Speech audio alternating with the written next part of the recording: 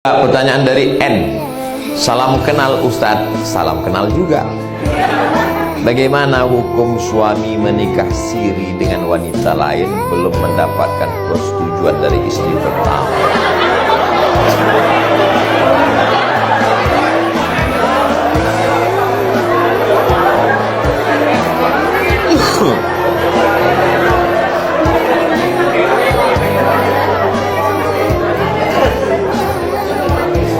Ibu, bapak mau jawaban menurut hukum fikih Islam atau menurut hukum kompilasi hukum Islam Indonesia? Dari bunyi semua tadi macam mau mengamuk orang. Mau jawaban menurut hukum fikih Islam atau kompilasi hukum Islam Indonesia? Semua. Baik, pertama saya jawab menurut fikih dulu ya. Menurut fikih, saya ceramah ke Medan. Datang Bang Iqbal. Kata Bang Iqbal, ada ini jamaah ingin betullah dia punya suami Ustadz Somad. Dia bersedia nikah siri. Jangan direkamnya ini. Lalu menikahlah saya. Nauzubillah, nauzubillah, nauzubillah. Khawatir pula saya dikabulkan siang Ramadan. Ada walinya, ayah perempuan tuh. Ada saksinya 2 orang yang adil, tidak penjahat dari BPJS Ketenagakerjaan. Ada maharnya, ada ijab, ada qabul. Lalu si wali menikahkan. Kunikahkan engkau dengan anakku dengan mahar sebentuk cincin emas tunai. Kata 2 orang saksi itu sah. Dia sahnya tak bisa kuat karena takut mau mulutnya bau. Sah, bau kali katanya. Sah, kata dia. Sekarang saya tanya, menurut fikih Islam, Bu, nikahnya sah apa tak sah? Alah, takut pula kalian bilang sah. Nikahnya sah. Nikahnya sah, Bu. Nikahnya sah menurut hukum fikih Islam. Saking banyak. Tuh, belum. Secara fikih Islam nikahnya sah karena cukup rukun dan syah. Saking banyaknya laki-laki melakukan ini, perempuan teraniaya, maka pemerintah Republik Indonesia beserta para ulamanya, Kementerian Agama, Nahdlatul Ulama, Muhammadiyah, Al-Wasliyah, Persatuan Tarbiyah Islamiyah, maka duduklah mereka bagaimana menyelamatkan ibu-ibu yang teraniaya. Makin tenang dulu kalian, tenang dulu. Maka lahirlah namanya KHI, Kompilasi Hukum Islam Indonesia. Bagaimana menjerat laki-laki yang tak bertanggung jawab tadi? Maka dikeluarkanlah hukum, tidak bisa laki-laki menikah di negara kesatuan Republik Indonesia tercatat di Kementerian Agama, Kantor Urusan Agama, kalau tidak ada surat izin. Bukan pernyataan izin, tapi mesti surat yang ditandatangani dengan penuh kesadaran, matre 6.000 yang sekarang sudah naik jadi 10.000. Makanya saya tengok ada nih beberapa perempuan diletakkannya di belakang handphonenya ini matre. Jangan kalian letakkan matre. Saya khawatir nanti malam itu salah gunakan. Apalagi sebelum ibu tidur malam, yakinkan di dekat tempat tidur itu tak ada kertas, tak ada materi, tak ada. Takutnya tertulis. Saya yang bertanda tangan di bawah ini izin bahwa suami saya. Surat itu dibawanya nanti ke Pengadilan Agama PA Kabupaten, Kota Madia, Kota Medan, ditanya hakim, disidangkan dulu surat itu, bukan langsung aja. Pak Kuat tak bisa tanya.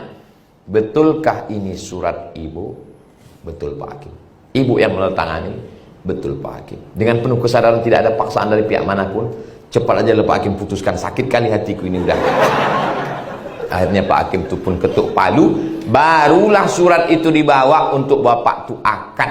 Kalau itu tidak ada, maka laki-laki bisa dipidana. Jelas? Jadi ibu tak perlu takut suami ibu menikah lagi di KUA. Dia tidak akan menikah lagi di KUA karena Pak KUA tidak ada satupun yang berani menikahkan. Masalahnya dia menikah.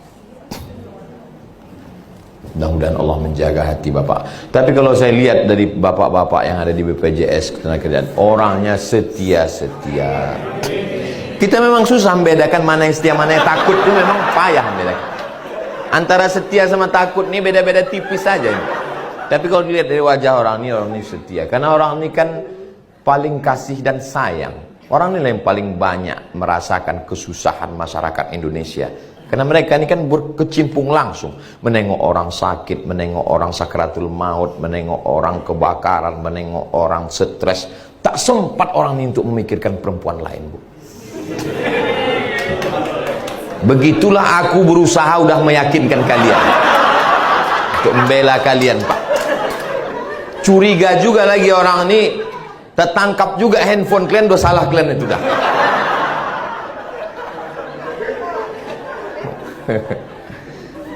Jadi insya Allah ibu ada usaha dan ikhtiar, tapi ada yang lebih hebat daripada usaha. Jadi kalau ada ibu yang jilbabnya bagus, pakai bedak bagus, pakai lipstik bagus, saya husnuzon, itu bukan untuk laki orang tapi untuk lakinya, supaya lakinya tak berpindah ke lain hati. Husnuzon saya. Tapi banyak juga perempuan ini kadang di rumahnya macam mak lampir. Pas keluar rumah baru dia. Tapi insya Allah di rumah ibu bagus-bagus. Begitu pulang bapak tuh. Belum lagi dia masuk ke rumah, baru di pintu gerbang udah diciumnya minyak wangi, Bu.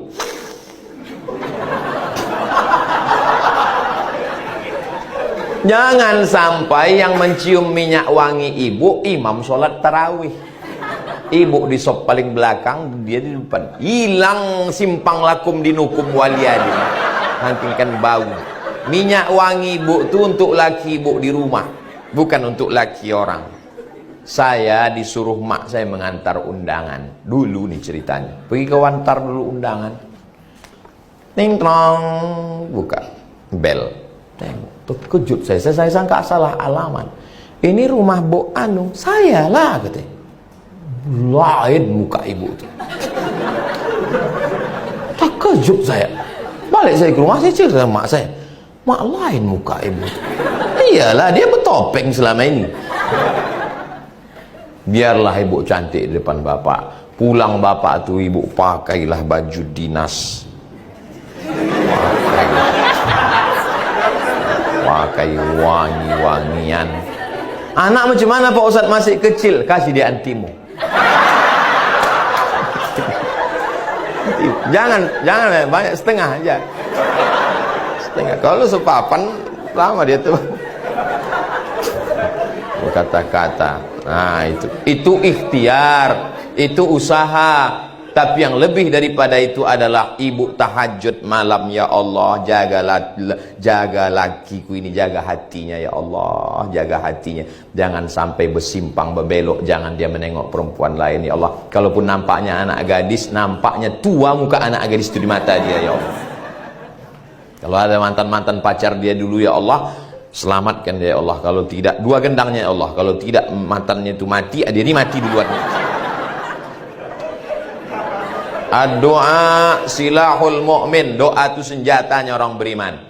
Duitnya keluar, handphonenya jalan, cakapnya, semua berawal dari hati. Kalau hatinya sudah tertutup, tak terbuka lagi untuk yang lain. Dan itu hanya kuasa Allah subhanahu wa ta'ala. Di malam-malam Ramadan tahajud. Mama perasaan biasanya sujudnya sebentar, ini sujudnya kok lama? Untuk kau lah bang, supaya jangan gatal kau lagi.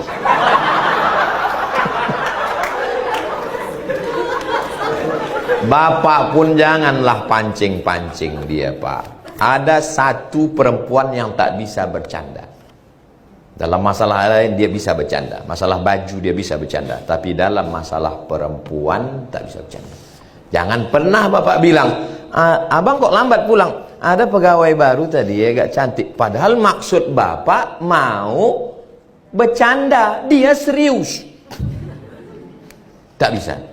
Jadilah perempuan tidak bisa. Walaupun ibu pula saya kasih tahu, suami yang selalu bercerita tentang anak gadis mau kawin lagi, itu tak akan kawin lagi sampai mati.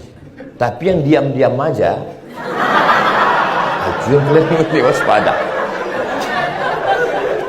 Laki yang selalu bilang aku ini itu tidak ada itu. Mulutnya aja itu, hatinya lebih parah daripada itu lagi.